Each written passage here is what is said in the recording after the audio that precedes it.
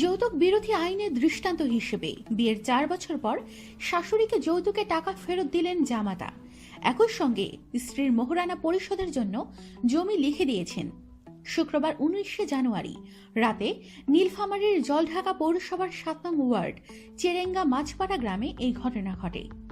সরেজমিনে গিয়ে জানা গেছে 2014 সালে ওই গ্রামের মৃত সুলতান মাহমুদের মেয়ে রোজিনার সঙ্গে পার্শ্ববর্তী সবুজপাড়া এলাকার আতিয়ার রহমানের ছেলে এরশাদ আলীর বিয়ে হয়।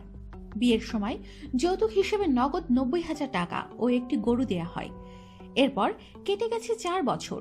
অভাবের সংসার হলেও সুখেও কাটছে তাদের দিন। কোলজোড়ে এসেছে একটি কন্যা সন্তান।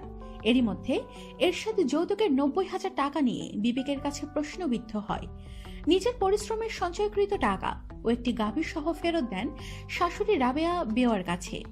এ বিষয়ে শাশুড়ি রাবেয়া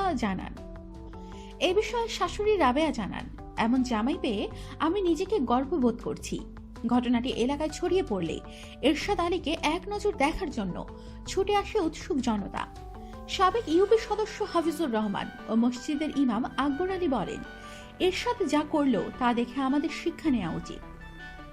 আমাদের সাথেই থাকুন আর অবশ্যই সাবস্ক্রাইব করুন।